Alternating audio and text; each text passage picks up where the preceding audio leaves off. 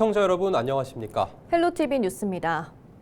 저렴한 비용과 안전한 시설로 서울형 키즈카페에 대한 수요가 늘고 있습니다. 하지만 설치 공간과 비용 때문에 서울시 자치구마다 고민이 많은데요. 양천구가 지역 내 유휴시설을 활용해 키즈카페를 만들어 비용과 공간 확보라는 일석이조의 효과를 보고 있습니다. 김호 기자의 보도입니다. 얼마 전 문을 연 양천의 한 키즈 카페. 볼풀에서 엄마와 아이가 즐겁게 공놀이를 합니다. 신나게 미끄럼틀도 타고 낚시도 해봅니다. 아빠와 함께하는 소꿉놀이에 아이는 시간 가는 줄 모릅니다. 서울시가 육아 비용을 덜어주기 위해 3년 전부터 운영하고 있는 서울형 키즈 카페입니다. 이용 요금이 민간 키즈 카페의 20% 수준에 불과해 큰 인기를 끌고 있습니다. 민간 키즈 카페보다 비용적으로 훨씬 저렴한 게 마음에 들었고 또 시설적인 측면에서도 절대 밀리지 않는다는 점이 좋았던 것 같습니다. 이용 대상은 0세부터 6세 아동이며 키즈 카페별로 다소 차이가 있습니다. 이용 요금은 저렴하지만 안전과 쾌적한 환경 유지는 철저합니다. 전문 업체를 통한 소독과 청소는 물론 안전 담당자가 배치돼 매일 시설 점검을 벌이고 있습니다. 정기적으로 전문 업체를 통한 소독을 진행하고 있고 또 안전관리요원이라는 선생님이 계셔서요. 매번 직접적으로 기구들을 탑승하면서 위험 요소가 있는지 확인하고 있습니다. 특히 이번에 양천에 문을 연 키즈 카페는 지역의 유휴 시설을 활용해 호응을 얻고 있습니다. 서울형 키즈 카페가 인기가 많아지면서 자치구별로 설치 요구가 이어지고 있지만 공간 확보와 비용이 문제로 떠오르고 있습니다. 양천구는 이 같은 문제를 해결하기 위해 놀고 있는 공부방과 교윤의 시설을 활용해 키즈 카페 2곳을 만들었습니다. 키즈 카페 설치를 위한 공간 확보는 물론 설치 비용까지 줄이는 일석이조의 효과를 보게 됐습니다. 서울형 키즈카페에 대한 많은 부모님들의 요구가 있었습니다. 하지만 공간이 부족해서 무한정 저희가 확충을 할 수는 없었고요.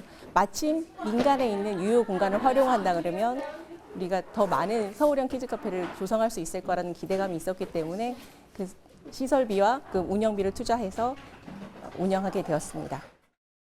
양천구의 서울형 키즈카페는 이번에 문을 연 2곳을 포함해 5곳이 운영되고 있습니다. 양천구는 올해 유휴시설 6곳을 활용해 서울형 키즈카페를 11곳까지 늘릴 방침입니다. 헬로티비 뉴스 김호입니다. 은평구가 60세 이상 주민을 대상으로 찾아가는 시니어 취업상담소를 운영합니다. 찾아가는 취업상담소는 정보 부족 등으로 어르신 일자리 센터를 이용하지 못하는 주민들을 위해 마련됐습니다. 매월 첫째 주와 셋째 주 목요일에 16개 동주민센터를 돌아가면서 찾아갑니다. 취업을 원하는 60세 이상 주민은 주소지와 관계없이 가까운 주민센터에서 취업 상담을 받을 수 있습니다. 동별 취업 상담소 운영 일정은 은평구 어르신 일자리 센터 홈페이지를 참고하거나 전화로 문의하면 됩니다. 양천구가 노후된 신정 이동 주민센터 재건축을 위해 공사에 들어갔습니다. 새로 건립될 신정 이동 주민센터는 지하 2층, 지상 5층, 연면적 2,538제곱미터 규모로 프로그램실과 북카페, 다목적 홀 등이 들어서게 됩니다. 양천구는 2027년 6월 완공까지 공백 없는 행정 서비스를 제공하기 위해 임시청사를 조성해 오는 10일부터 운영한다고 밝혔습니다. 노후 주민센터 재건축을 추진하고 있는 양천구는 신정 이동 주민센터를 시작으로 목 1동 주민센터를 올해 말 착공하고 신월 1동과 2동 주민센터는 2028년 준공을 목표로 실시 설계를 진행하고 있습니다. 은평구가 음식물 쓰레기 소형 감량기 지원 사업을 추진합니다.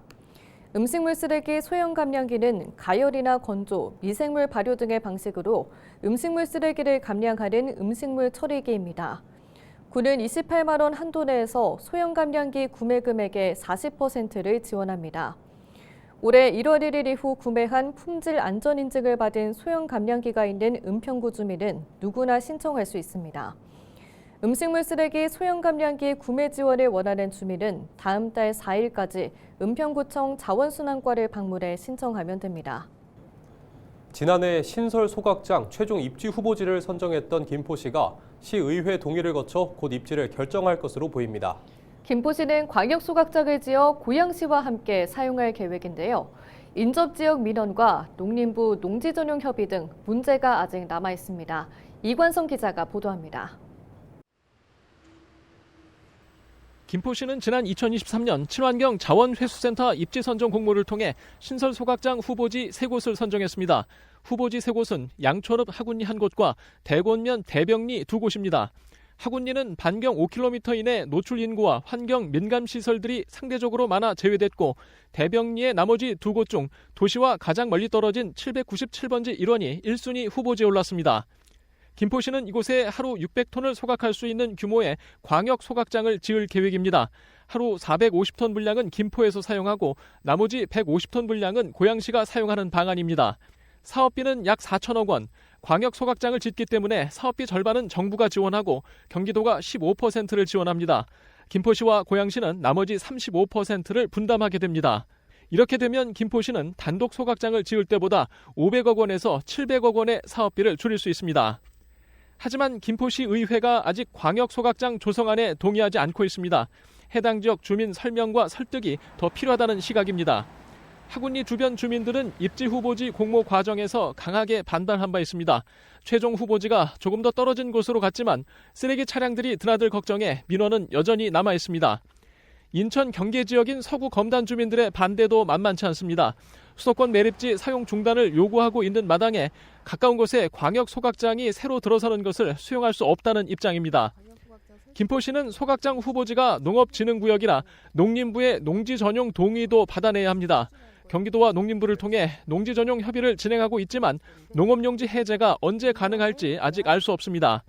김포시는 일단 시의회가 광역 소각장 조성안에 동의하는 대로 고양시와 사업비 분담 논의를 구체화할 예정입니다. 관계기관 협의와 주민 설득을 거쳐 올해 토지 보상이 가능할 경우 김포시는 2027년 착공에 2030년 소각장을 준공한다는 계획입니다. 수도권 매립지 쓰레기 직매립이 금지되는 내년부터 2030년까지는 파주와 민간 소각장을 활용해야 합니다. 네, 지금 현재 84톤 규모의 소각장을 운영하고 있고 파주와 광역 소각장을 운영하고 있기 때문에 최대한 이 부분을 활용해서 좀 처리할 수 있도록 할 예정이고, 이제 앞으로 좀 나머지 물량에 대해서는 좀 대책을 마련하고자 합니다. 수도권 매립지 쓰레기 직매립 금지 시기가 도래하면서 쓰레기 대란 걱정이 현실로 다가오고 있습니다. 소각장을 새로 마련해야 하는 지자체들은 아직 입지 후보지 선정 단계에 머물고 있습니다.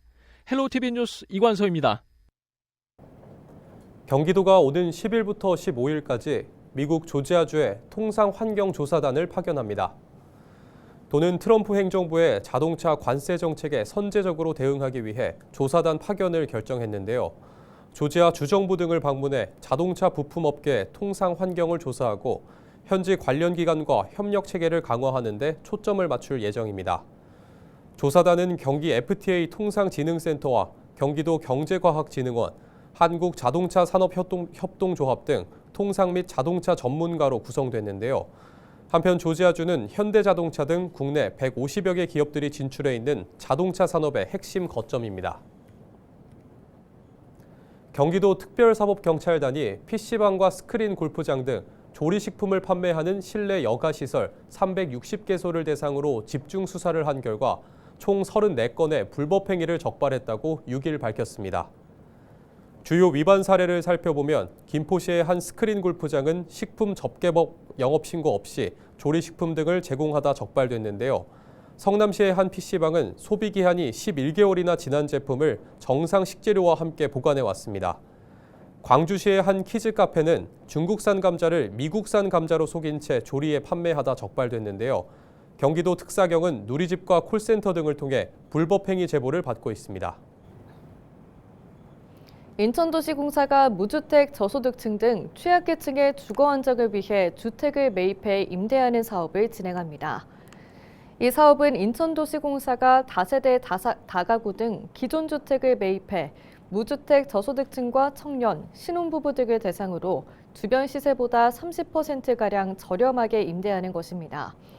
공사는 이를 위해 청년층 및 신혼부부의 수요가 많은 지역을 중심으로 500호를 매입할 예정입니다. 한편 공사는 지난 2016년부터 지난해까지 임대용 주택 3,847호를 매입해 취약계층에 공급했습니다.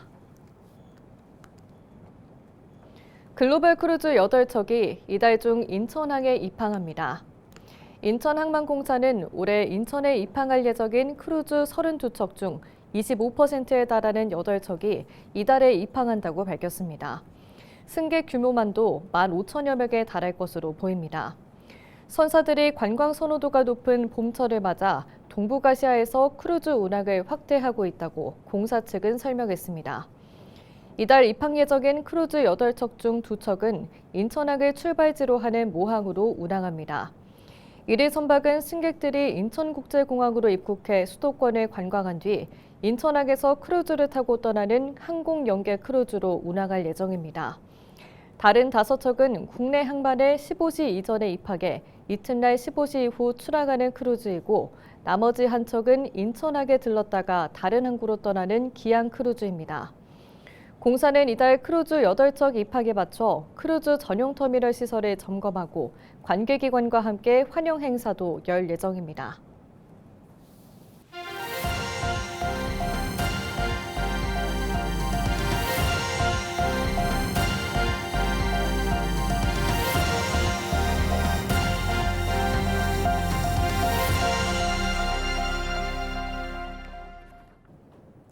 경기도가 양주 테크노밸리의 성공적인 분양을 위해 앵커기업 투자 유치에 집중하겠다고 강조했습니다. 도는 지난 5일 경기도청 북부청사에서 열린 경기 북부 대개발 총괄 점검회의에서 이같이 밝혔는데요. 양주 테크노밸리에 대해 앵커기업 투자 유치와 함께 혁신센터 건립도 검토 중에 있다고 덧붙였습니다. 오후석 경기도 행정 2부지사는 앵커기업 유치는 시군에게만 맡기지 말고 도에서 직접 나서야 한다며 경기 북부 대개발을 위해 도의 책임감 있는 역할이 더욱 중요해졌다고 강조했습니다. 경기도가 아프리카 돼지열병으로 내려진 양주와 동두천, 파주 지역에 대한 이동 제한 방역 조치를 모두 해제했다고 6일 밝혔습니다. 앞서 지난 1월 도는 양주시 남면의 한 양돈 농가에서 아프리카 돼지열병이 발생하자 경기 북부 전 지역에 대해 일시 이동 중지 조치를 시행했는데요. 도는 마지막 발생 농장의 가축 매몰 처리 완료일로부터 현재까지 추가 발생이 없고 발생 농장에 대한 정밀 검사 결과 모두 음성으로 확인됨에 따라 이동 제한 해제를 결정했습니다. 도는 농장 방역시설 점검과 축산시설 소독 강화 등 방역 대책은 계속 추진할 방침입니다. 인천시가 미세먼지를 줄이기 위한 사업을 추진합니다. 시는 올해 총 2,658억 원을 들여 비산먼지와 항만항공, 발전산업, 수송 등 6개 분야 85개 사업을 추진한다고 밝혔습니다. 지난해보다 9개 사업을 추가 확대했으며 분야별 미세먼지 저감 대책도 한층 강화했다는 것이 인천시의 설명입니다. 지난해에는 총 사업비 2,643억 원 중 2,501억 원을 집행했으며 6개 분야 76개 사업 중 74개 사업이 정상적으로 추진됐습니다. 또 지난해 인천 지역 초미세먼지 연평균 농도는 1세제곱미터당 19 마이크로그램으로 2015년 관측 시작 이래 최저치를 기록했습니다. 좋음과 보통 등급 일수는 343일로 전년 대비 19일 증가했으며 매우 나쁨 등급 일수는 하루도 발생하지 않았습니다. 시는 지난해에 이어 올해에도 도로먼지와 건설공사 비산먼지 등 시민 생활과 밀접한 핵심 배출원에 대한 저감 사업을 집중적으로 추진할 방침입니다. 인천시가 미취업 청년의 구직 활동을 지원하는 2025 드림 체크카드 사업 참여자를 오는 14일까지 모집합니다. 드림 체크카드는 지난 2019년부터 추진한 사업으로 지난해까지 총 3,783명이 지원받았습니다. 올해도 700명을 선정해 지원할 예정입니다. 대상은 인천에 거주하는 18세 이상 39세 이하의 미취업 청년으로 가구 중위소득 50% 초과해서 150% 이하만 신청할 수 있습니다. 뉴스를 마칩니다. 고맙습니다.